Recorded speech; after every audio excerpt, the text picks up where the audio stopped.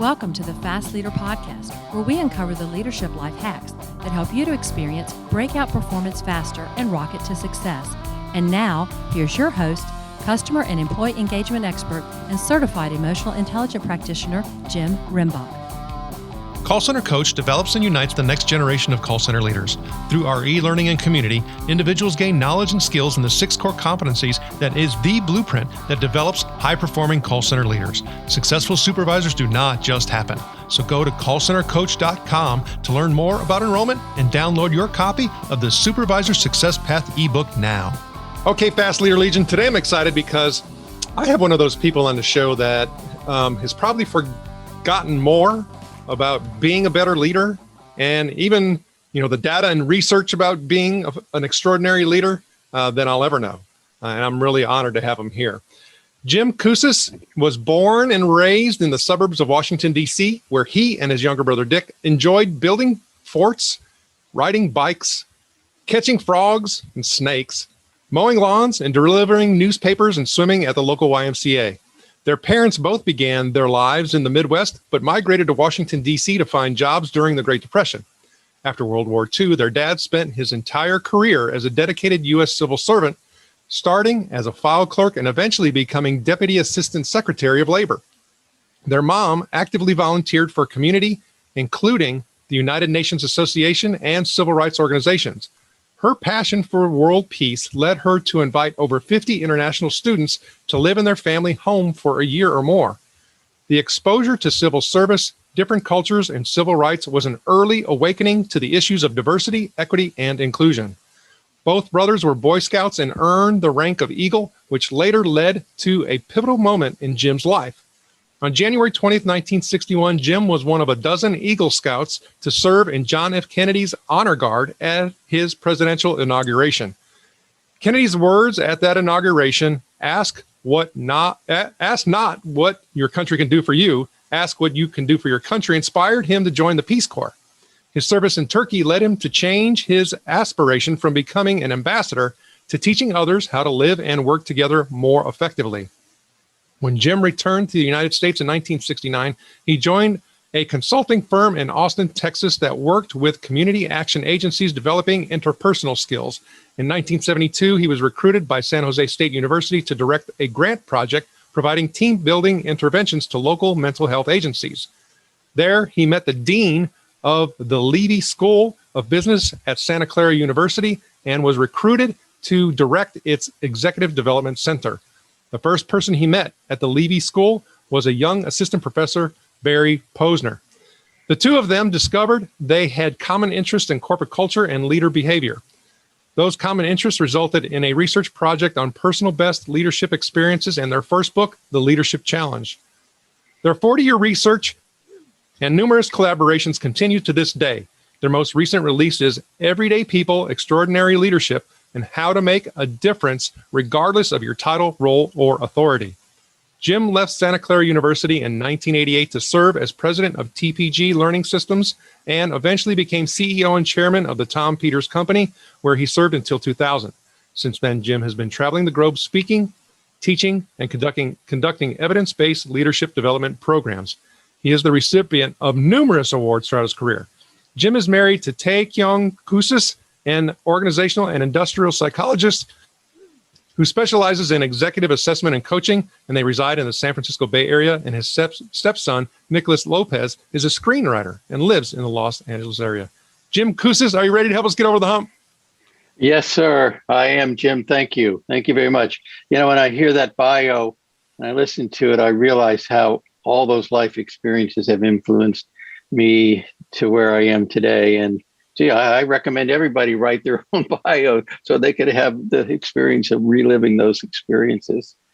I'm glad you mentioned that because for me, I've done or I've conducted over 300 plus episodes on focusing in on this customer experience leadership, customers inside and outside the organization. And I've had many people tell me who've been on many interviews saying, I've never, ever, had to put together a bio like that.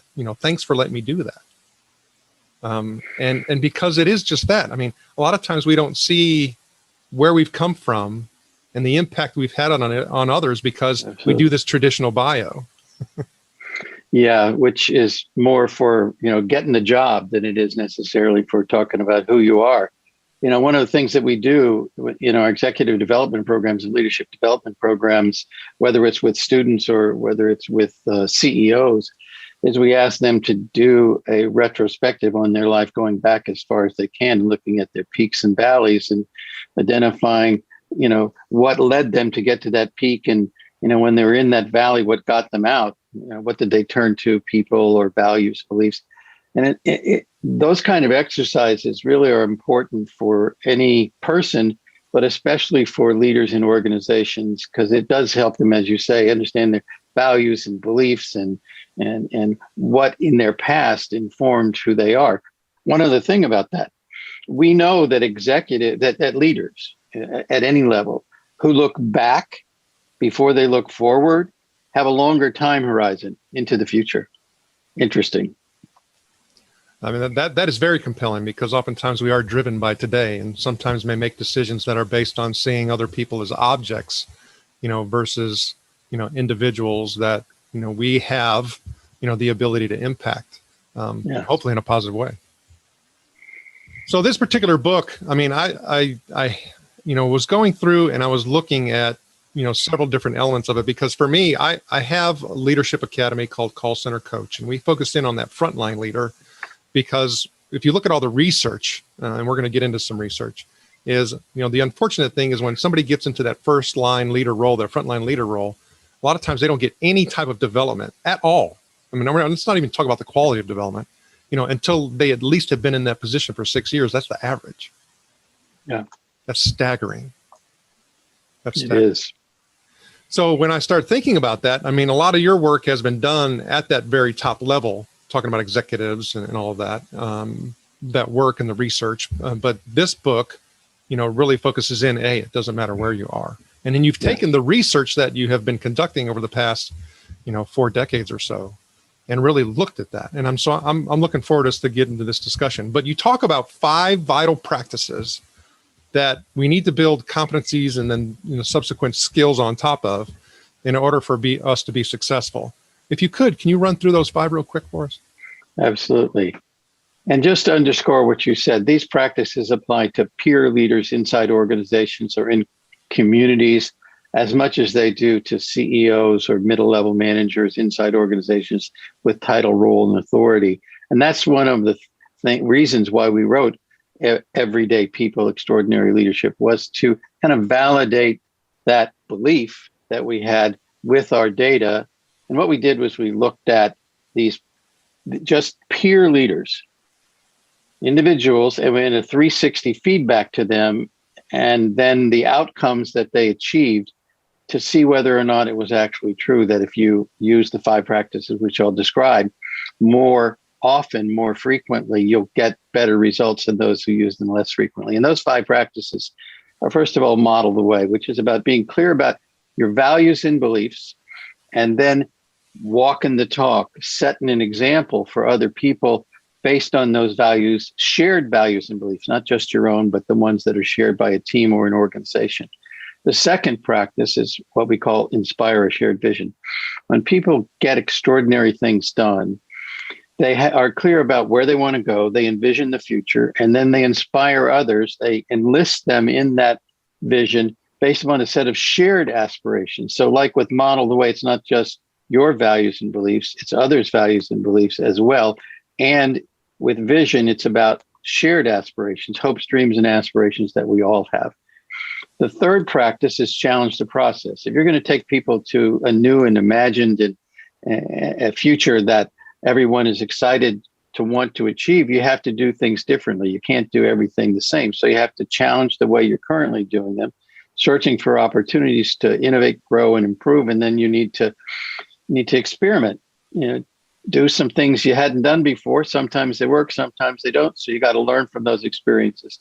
The fourth practice is what we call enable others to act. Enable others to act is about fostering collaboration. You can't do it alone. So you've got to build the team. You got the team to trust each other, and then strengthen the individuals, build the skills and abilities and the confidence to execute.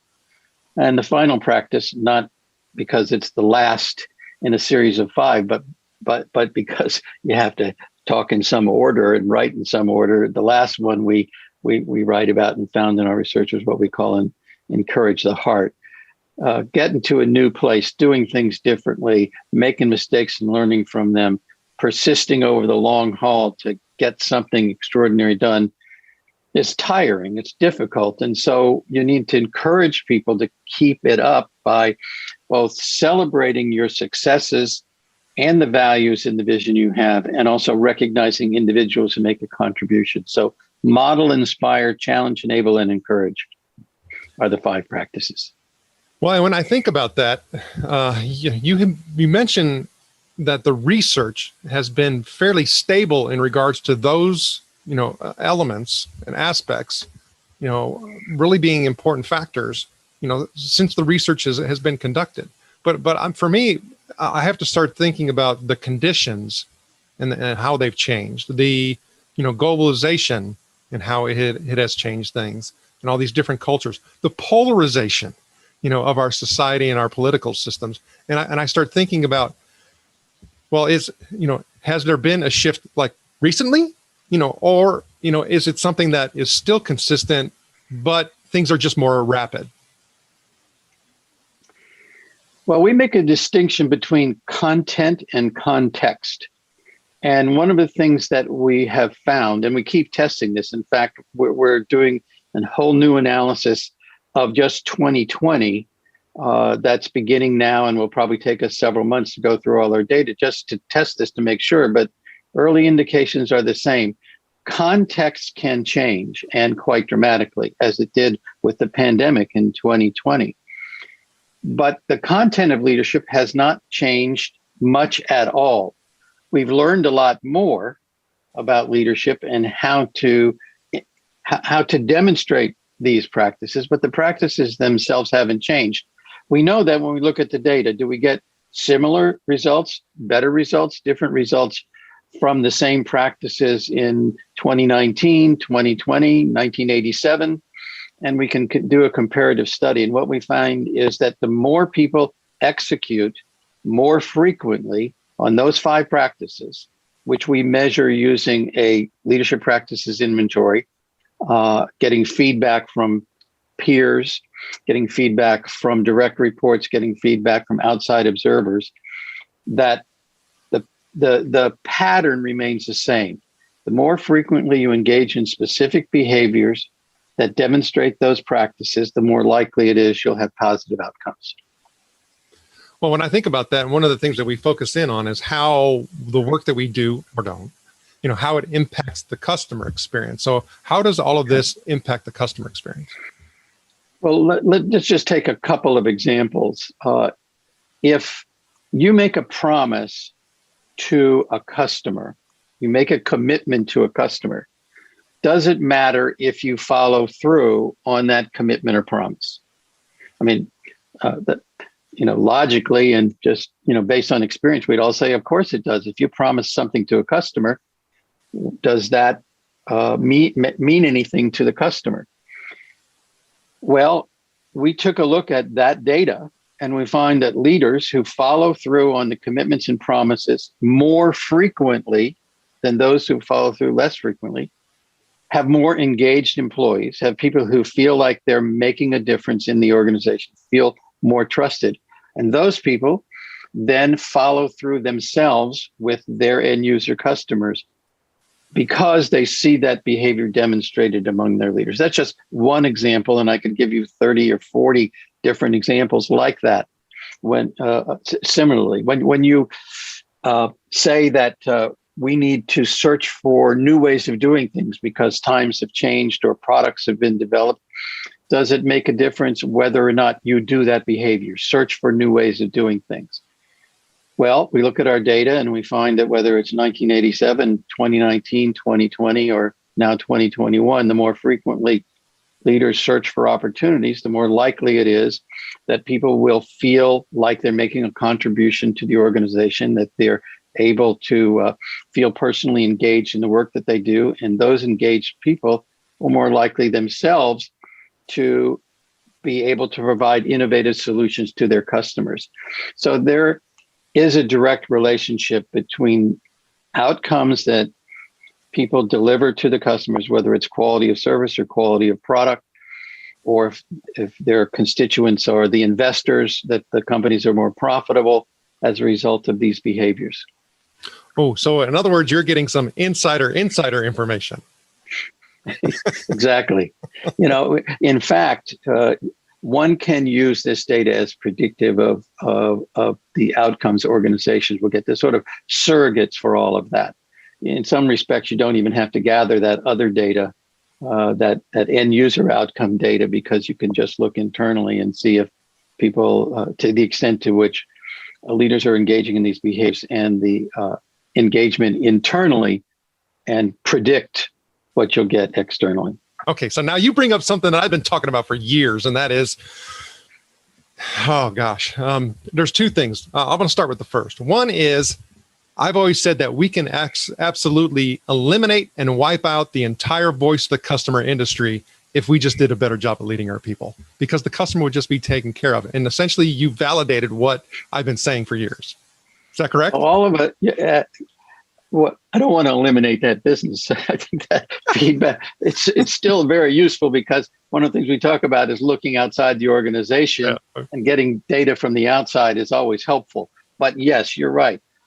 We can predict profit, other performance measures, depending on the type of organization, speed, absenteeism, return customers continuing to come back, retention of customers, all those things based upon the data we gather internally. The more leaders engage in exemplary leadership behaviors, the more engaged employees will be. The more engaged employees are, the more likely it is that they'll retain customers. The customers will be more satisfied.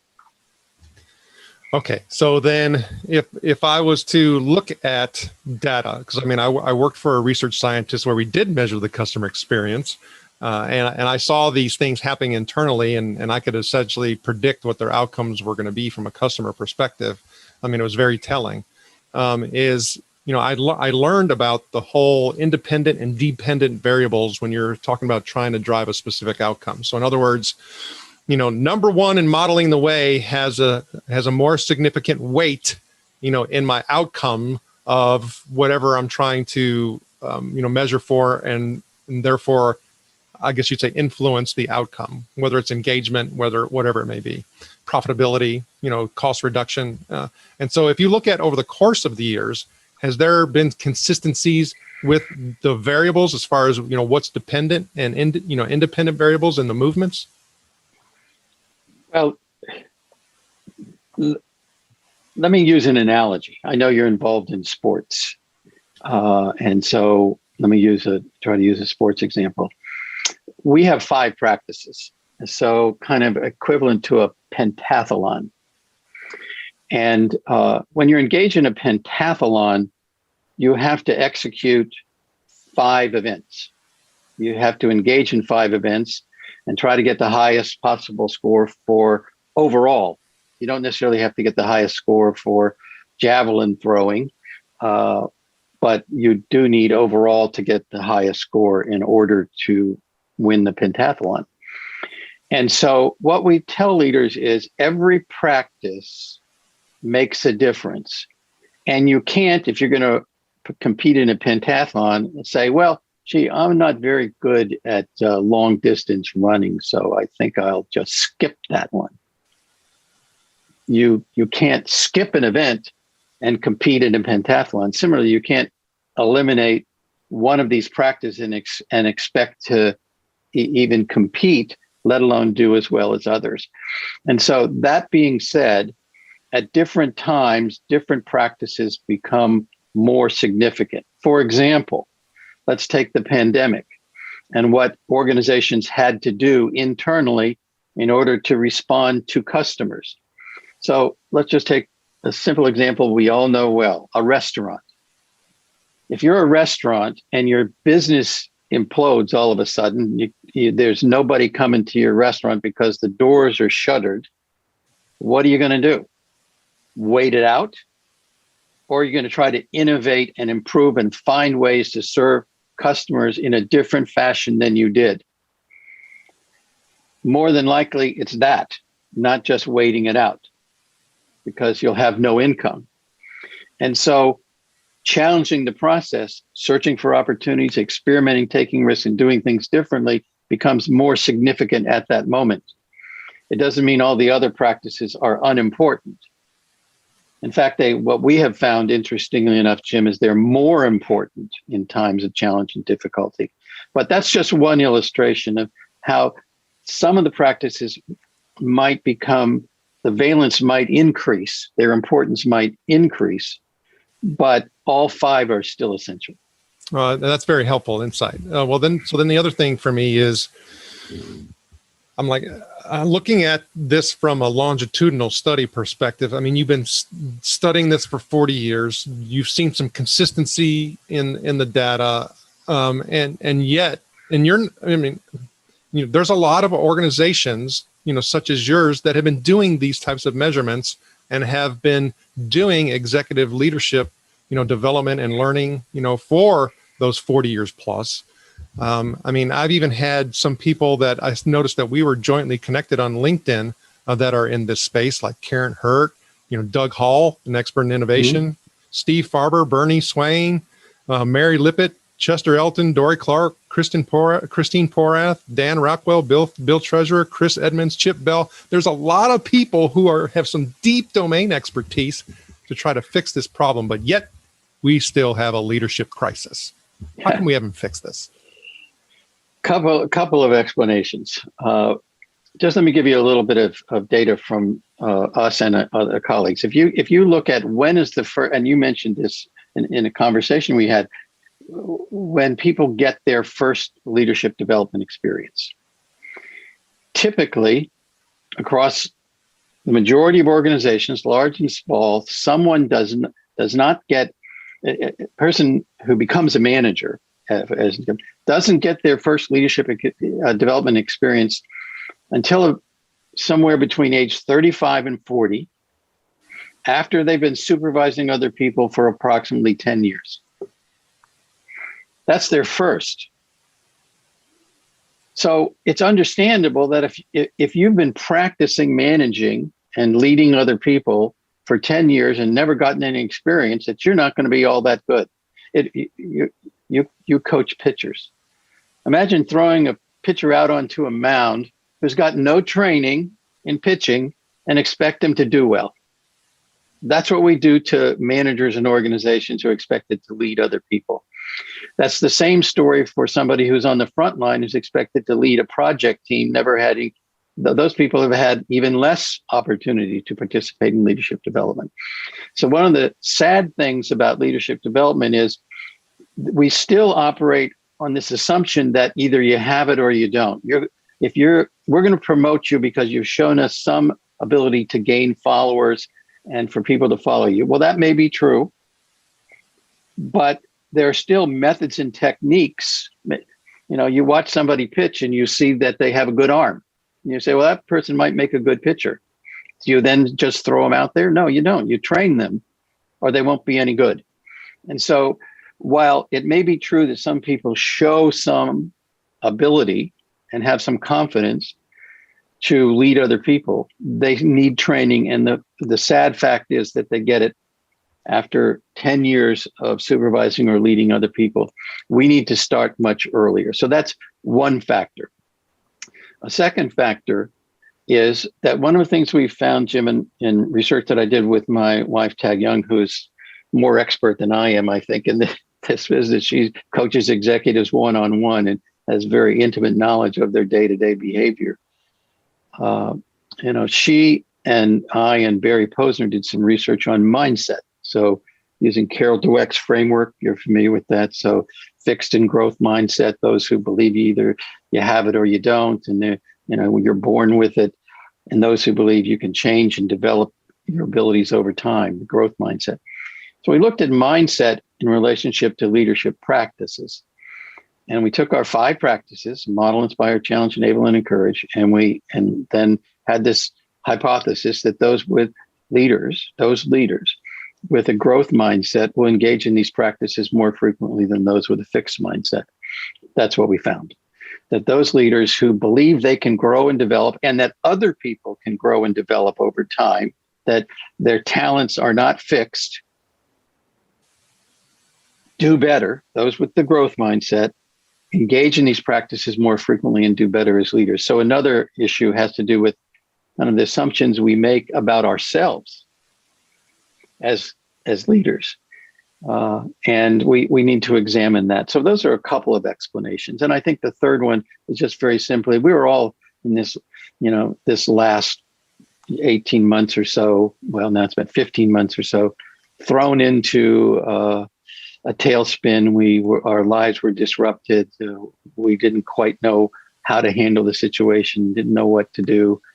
And we were all flailing a bit. So I can understand a little bit about now leaders, stumbling a bit, making mistakes, not quite doing everything. I mean, when you're leading remotely, it's a new experience for the majority of leaders these days.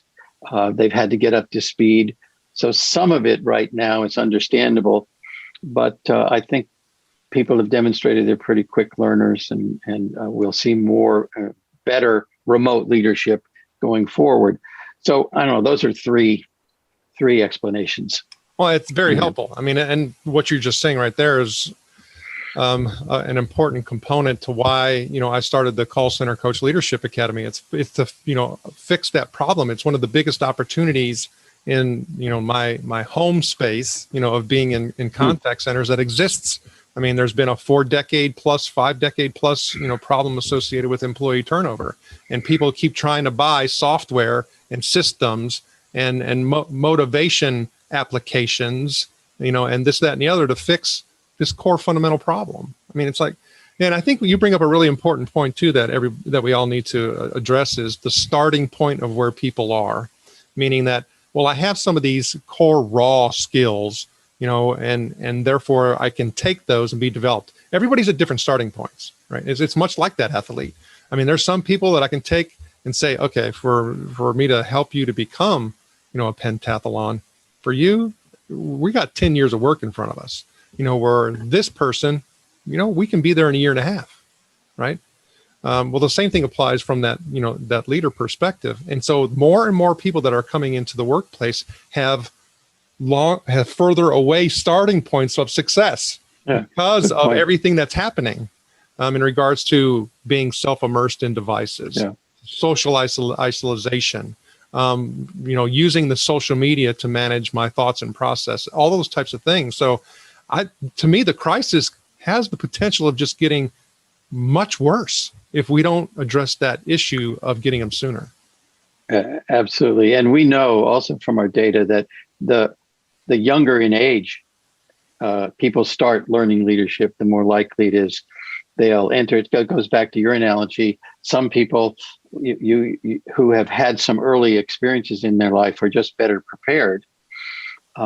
If you're, in Boy Scouts like I was, and my brother was, and if you've had opportunities you've volunteered in the community and you've been part of volunteer groups and you've led project teams, or you're in school and you were in high school or college and you involved in clubs and organizations where you took on leadership roles, you're more prepared. And if you had parents who taught you something, my dad had a shelf full of books on management and administration because he went through his bachelor's and master's and PhD classes all at night after work. And they were on his bookshelf. And every now and then I'd grab one. And I think some of my early interest in this field came from just looking at those books on my father's bookshelf. So if you have those early experiences, you have a leg up, but that doesn't mean you don't need any training after that. You still need continuous learning. One other point about this, again, using our research and others, we have found that leaders inside and outside organizations who actually spend more hours learning end up engaging in the 5 practices more frequently. Okay, so then that brings us to talking about this learning and how the process and the things that we need to do, what needs to be put in place. And you talk about 3 things specifically. You talk about experience, example, and then the education. So if you can, we've kind of talked around these things. If you can address those directly, please. So we and others divide learning into these three buckets. One way of learning obviously is to, you want to learn to lead, volunteer or accept an assignment to lead other people. That forces you then to get some experiences. Might be a good idea before you do that to learn by example, which means watching other people who have done it before and be proactive about it.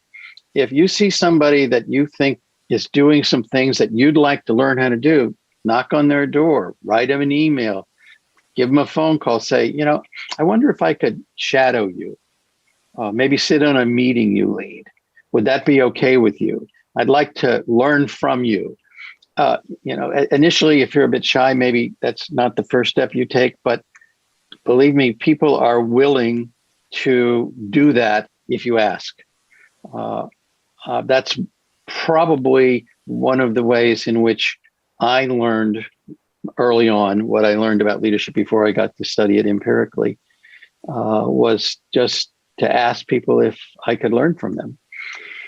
So that's learning by example. And then, of course, enrolling in leadership development experiences as early as you possibly can so that you can learn some of the techniques and methods that will be helpful. It's much like if you want to learn to sell really well or to deliver a quality customer experience, enrolling in as many courses and classes and seminars and virtual experiences as you possibly can. Hold on a second. As you possibly can really will get you up to speed faster. So those are three ways of thinking about how can I learn?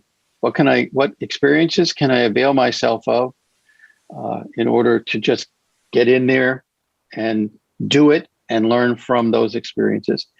Who can I watch, observe, ask to advise me, give me some feedback, mentor me, and then what is available to me in terms of training and development. Well, and talking about that, study and research and things like that. Before we started the Call Center Coach Academy, when we really looked into 35 years of research that we've collected specifically about that contact center frontline leader. And one of the things looking at adult learning practices, we discovered that by far, it was a very large percentage that, adults learn best when they're in a community of practice of their peers. We learn, it's a little bit more of that structured, mentoring type of scenario, but we're doing it, amongst a group because there's also a lot of fear barriers that get removed. It's funny how as humans, we'll tell things that we're struggling with, to complete strangers, but we won't tell our colleagues, right? Just what we do. Yeah. Also, too, if we have a peer group within our own, organization, well, we're all playing in the same darn sandbox. We don't get different perspectives. You talk about the diversity and inclusion, please. So we built that into the program, and it's part of a multimodal, learning process. So when you start thinking about peer community and learning, where does that fit in these three E's that you have? Yeah, I'm glad you asked that because I was just reading yesterday about peer learning, in fact, and the advantages of it. One of the things that we often talk about in Lead by Example is we make it one person. And that one person might disappear from our lives and turn over, or we may go to another organization or part of the organization and not have that opportunity to follow or to learn from that one person. But if we think about it as peers, we have a group of people so that if one person moves on, there's still others. And one of the advantages of peer learning is that you have multiple different examples, if you will, that you can learn from, and other people who can give you feedback about how you're doing, and other people who can give you advice. And so peer learning would fit in the learn by example, as well as you can practice leading in a peer group. You can say to others, and I advise people to do this all the time, tell people what you're trying to learn. I'm trying to learn how to listen better. And what I'd like you as my peer group to do is to give me feedback at the end of our time together on how well I listened. Did I interrupt? Did I talk over people? Did I check for my understanding of what people were saying? Use that group as a way to get experience. So it's both their example and your experience. And you can even, from time to time, peer groups often become learning cohorts where they might go through a developmental experience together. So you can apply the other E, the education piece to that as well. Well, and then there's some advanced methods like accountability partners and things like that. Yes. I think come into play. Yeah, absolutely. Well, I would dare to say that when you start talking about the course of your career, going back from, the climbing of the trees and playing with your brother, all the way to where you are today, you've had opportunities to talking about that self-discovery and learn some things. You're like, oh, maybe I shouldn't have done that, or, I should have done that differently. And so there's humps that we all have to get over. Is there a time that you can remember that you have gotten over the hump that you can share? I think that the biggest hump for me was that, like a lot of others, because leadership was talked about, at least I thought about it early in my life, as something one person does, that I looked at it as an individual experience and that I was just focused on me. And I had a absolutely wonderful opportunity when I was early in my workplace career, maybe about a decade or so in, when I was asked to chair a professional association conference.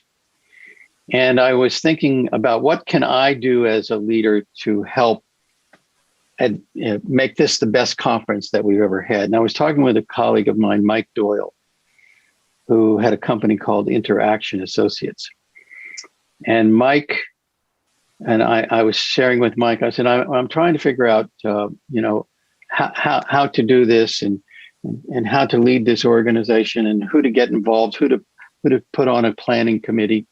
And Mike said to me, why don't you involve everybody?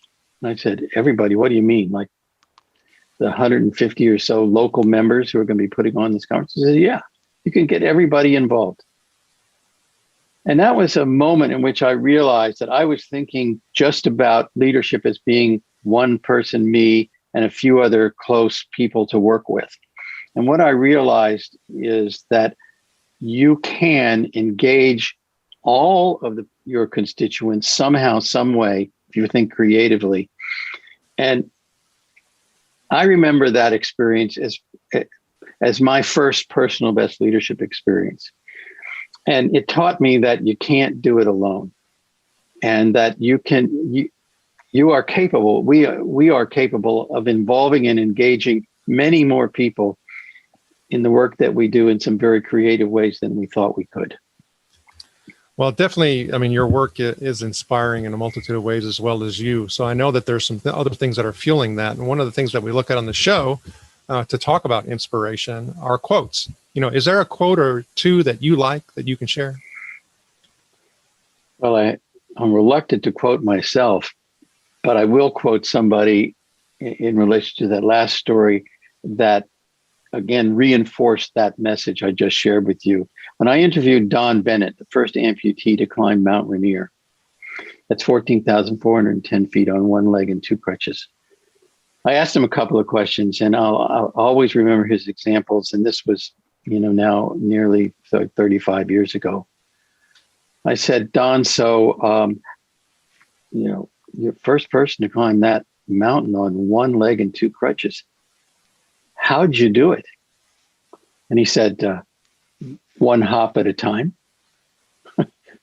When I first started to climb that mountain, he said, I looked up at the top of that mountain and I said, I can see myself up there. And I imagined myself being at the top of that mountain 1,000 times in my mind every day. But when I started to climb and I looked at my one good leg and I said, anybody can hop from here to there. So I did. One hop at a time. And I remind myself and the people I work with that leadership is not about just getting to the top of the mountain. You don't fly to the top of any mountain. You do it one hop at a time. Focus on, once you're clear about where you want to go, focus on that first hop, then the second one, and then the next one hop at a time.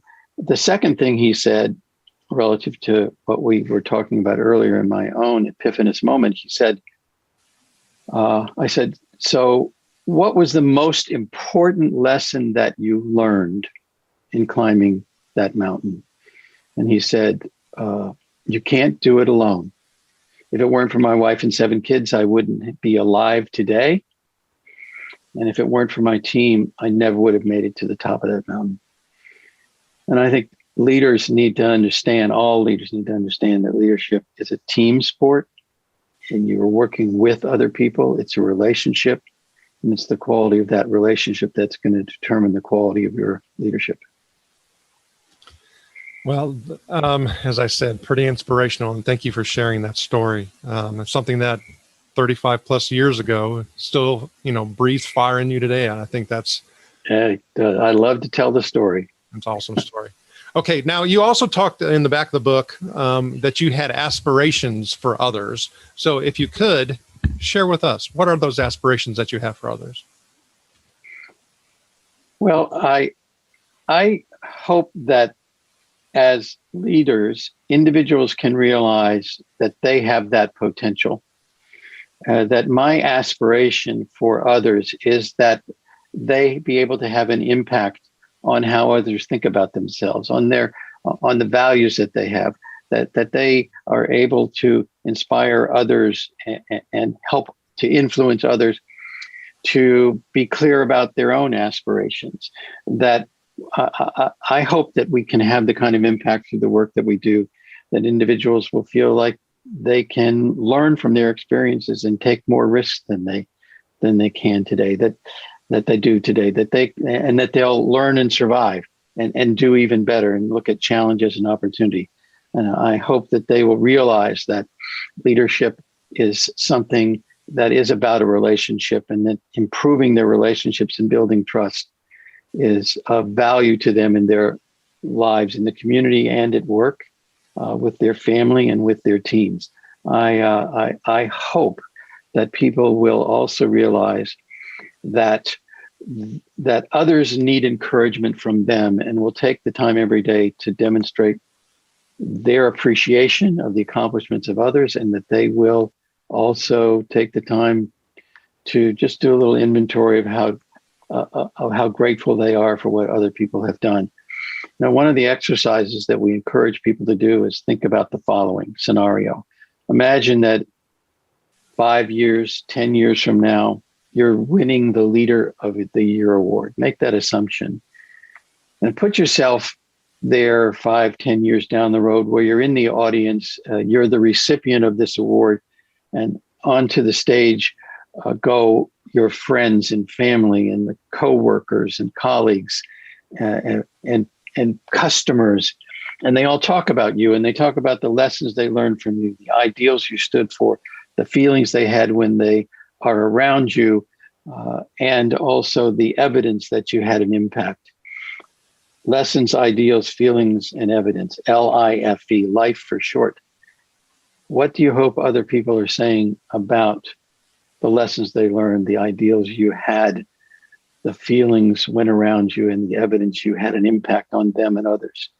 If you just did that one exercise, I think it will help you to see what you aspire to do, what you aspire to become, and then work backwards. What can I do today in order to get to there 5, 10 years down the road? And the Fast Leader Legion wishes you the very best.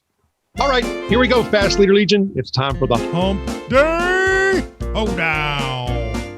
Okay, Jim, the Hump Day Hoedown is a part of our show where you give us good insights fast. So I'm going to ask you several questions, and your job is to give us robust yet rapid responses that are going to help us move onward and upward faster. Jim Kouzes, are you ready to hoe down? Let's hoe down. Wee-hoo. All right. So what is holding you back from being an even better leader today? Adapting to the virtual environment of remote leadership. And there's so much to learn in so little time. What is the best leadership advice you have ever received? I'll repeat, you can't do it alone. And what would be one book you'd recommend to our Legion? It could be from any genre. Right now, I am loving Adam Grant's newest book, Think Again. Okay, Fast Leader Legion, you can find links to that and other bonus information from today's show by going to fastleader.net and doing a search for Jim Kouzes. And Kouzes is spelled Kouzes. Okay, Jim, this is my last Hump Day Hold On question. But imagine you've been given the opportunity to go back to the age of 25, and you can take the knowledge and skills that you have now back with you, but you can't take it all. You can only take one. So what skill or piece of knowledge would you take back with you, and why? I'm going to repeat, you can't do it alone. I think that is the most important advice I ever received. And if I just think that way, I cannot do this alone. I have to rely on the relationships I have with other people. And and they are my customers. They are the people that I rely upon, and I need them. And I cannot do it alone. Can I just add one other thing to that? Please, sir. We can, I think, reflect, if we will, on how when we're in an interaction, whether it's with one person or 100 people, just ask yourself one question. What can I do in this interaction to make sure that that person or those other people feel more competent, more powerful, more efficacious, better about themselves after this interaction than they did before? Whether that interaction is 1 minute or 1 hour, what can I do in this interaction to make other people feel that way? Jim, I had a great time with you today. Can you please share with the Fast Leader Legion how they can connect with you? Well, we have a website with about our work called leadershipchallenge.com, www.leadershipchallenge.com. And you can also find me on LinkedIn.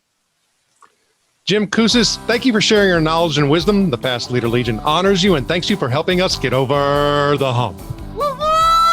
Thank you for joining me on the Fast Leader Show today. For recaps, links from every show, special offers, and access to download and subscribe, if you haven't already, head on over to fastleader.net so we can help you move onward and upward faster.